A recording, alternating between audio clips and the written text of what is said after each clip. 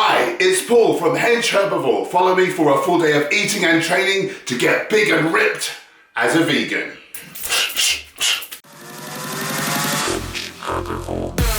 So the first thing I like to do, and this is half an hour before breakfast, I like to get very hydrated and I like to get my body alkaline. I like to have a litre of fluid, especially I've got filtered water there. I juice 1 lime, adding a pinch of sea salt and a tablespoon of maple syrup. I got this recipe from Mike Marler, who runs the Live Life Aggressively podcast. He's an expert on hormones, vegan guy, excellent strength coach, like well-renowned.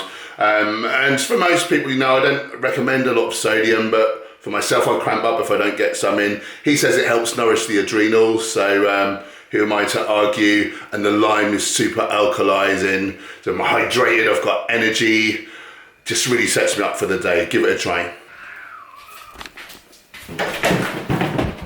What are you doing? What are you doing? It's finally breakfast time. I am so hungry, training so hard at the minute. Just my body is soaking up all these calories. Pre-workout smoothie, so I'm gonna have a base of beetroot juice. Gonna have my Vivo Life Perform protein powder, best protein powder on the market. I'm pairing that with Vivo Life Thrive Living Multi-Nutrient, which is basically like a vitamin and mineral tablet, except it's whole foods powders. So health promoting, I love it. Got a whole load of blueberries, some dates, oats, and I've got flax and chia seeds and dulse, which is a type of seaweed. Don't worry, you can't taste it.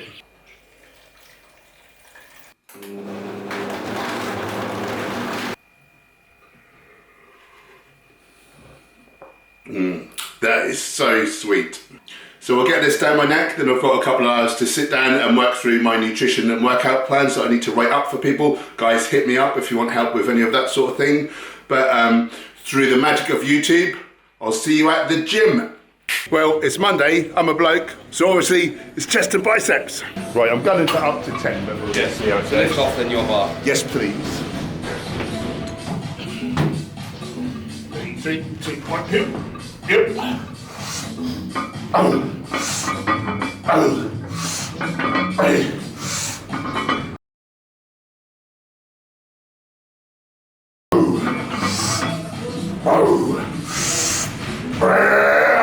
What the Power in the tank there, mate. damn, man? There's Whatever you're eating, keep eating. broccoli. Broccoli power, mother.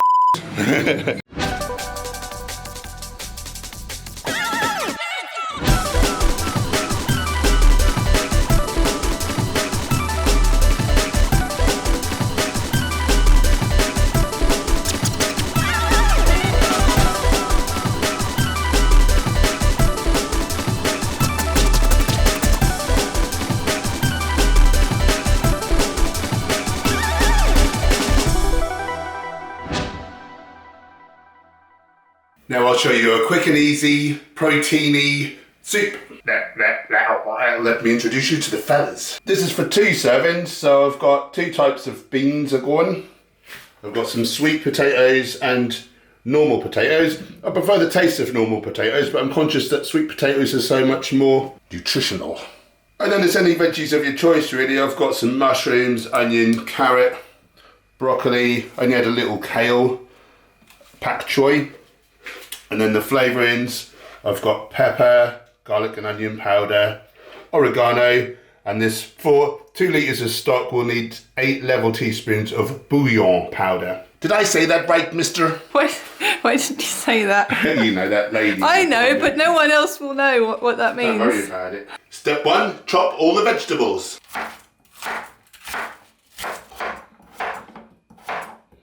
If you're interested in my amazing ceramic blade, link in the description.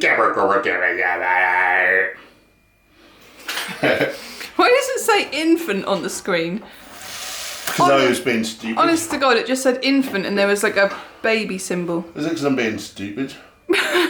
So now I have to get the stock ready, so we'll put a bit of water and then mix it in. I'll put my herbs and spices in now because it'll just be easier. Fill her up. Oh God, this is a bad design. So we'll bring that to the boil, simmer it for, I don't know, 20 minutes or so, then I'll add in the beans. Then I'll serve her up. Here's one I made earlier. I am so looking forward to this.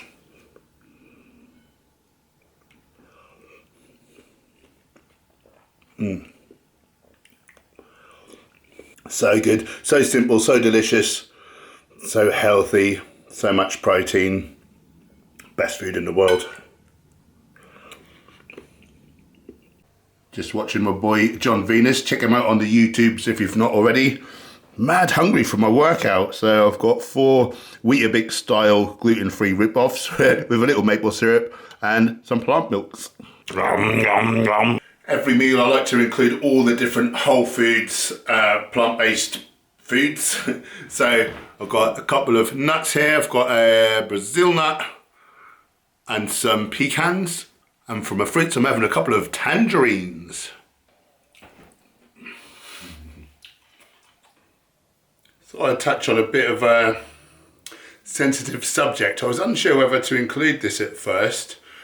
And comment down below and let me know what you think of all this. But I think it's a good thing to talk about. So, not all of you will know, but I used to be a self-defense coach. That's how I used to make my living. I've worked the doors and things. And, you know, in that line of work, most people carry a weapon for self-protection. So recently, Gem and I have moved to where we're living. Is quite a nice area. It backs onto a not so nice area, and there's some kind of shops, kind of a kind of intersection of both. About a week ago, someone got thrown through the window of the shops there, and you do see a few kind of drunken people kind of loitering around, like sitting around on the grass at the end of our road. It's kind of on the periphery. And lately, Gem and myself have wanted to go for a walk. You know, it's getting dark early now. And I believe that we have the right to self-defense. And I think if someone's going to attack me, either they're going to have a weapon or they're going to be in a gang, most likely. And you know, hopefully it doesn't happen. The first thing we do is we try to talk our way out of things, but sometimes self-defense may be required, you know, and if we don't do that thing, maybe we don't get home in one piece, you know, you never know, like, things can go wrong very quickly. The trouble is, if you're a normal law-abiding citizen, you don't want to carry a weapon, you don't want to get in trouble with the police. The sort of people who are happy to use a weapon, like the criminal element, they don't care, so they can carry anything. If you want to be within the bounds of the law and not get into trouble, this is kind of an improvised weapon, except, well, it's a religious artifact. So by law, you can actually carry this onto an aeroplane, believe it or not. So these are rosary beads. You can get Buddha prayer beads as well.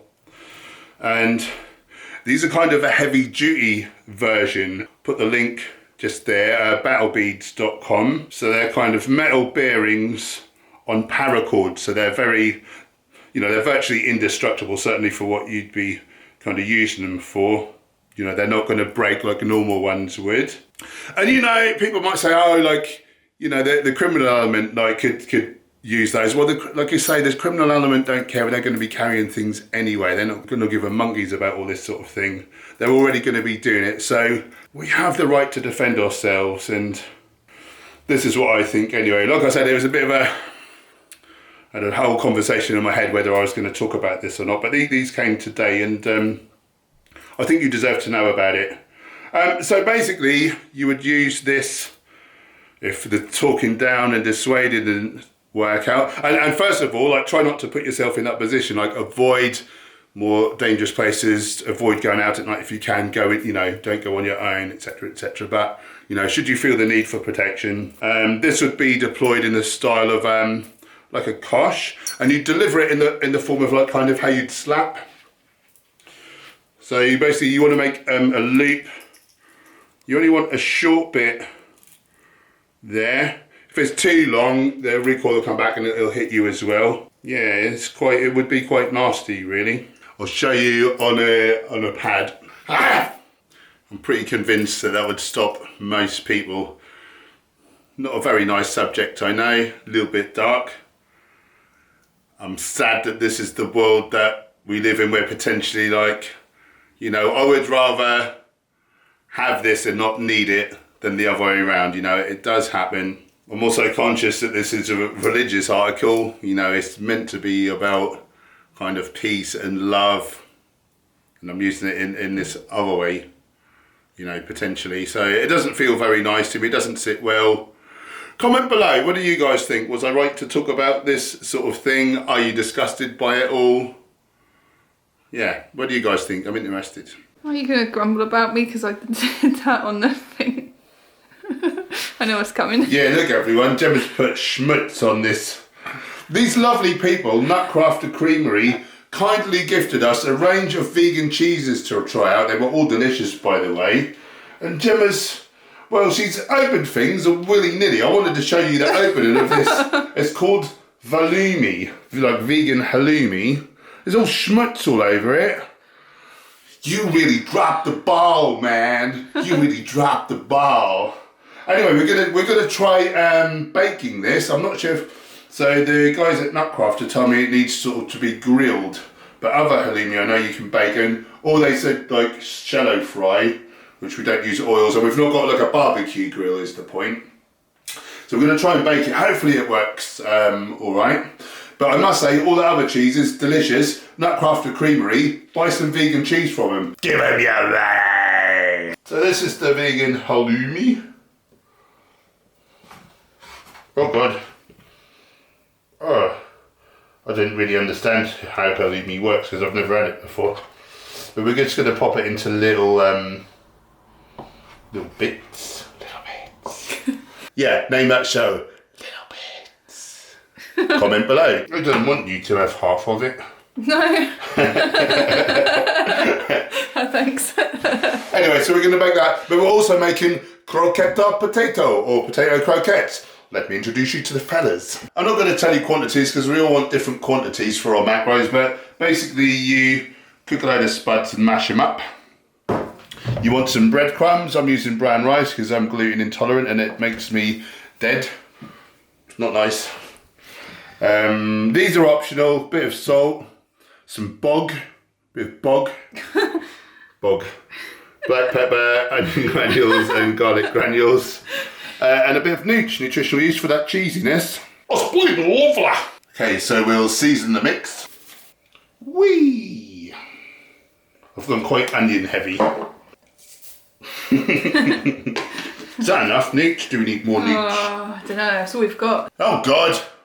This is the worst day of my life because we haven't got tons and tons of nutritional yeast. I hate my life. How big do I want to make them? This big? Yeah. Great then. So get like a good heaped tablespoon worth of the mixture. Make it into a sort of a small turd shape. Something like that. Yeah. And then roll it in your breadcrumbs. Stick it on some parchment paper. And then get your glamorous assistant to do the rest of them. Well, I've done those very nice, haven't I? So we've got that halloumi there as well. Not sure how long that's going to take to bake, but we'll give it a try. It's 20 minutes for the croquettes, turning halfway through to 20 degrees Celsius.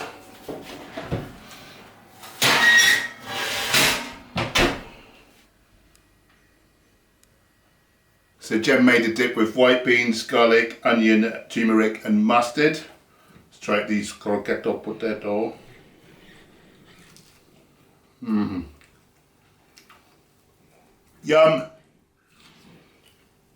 Try those out guys, they are so good. Let's try the vegan halloumi. That's something different. It's really good. That is so tasty. If you've enjoyed this video and you feel like it may be of benefit to others, why not help grow our wonderful community by sharing it out on your social media, and together we'll help inspire everybody to go vegan for victory. Why does the camera keep jolting? You got the hiccups. Yeah.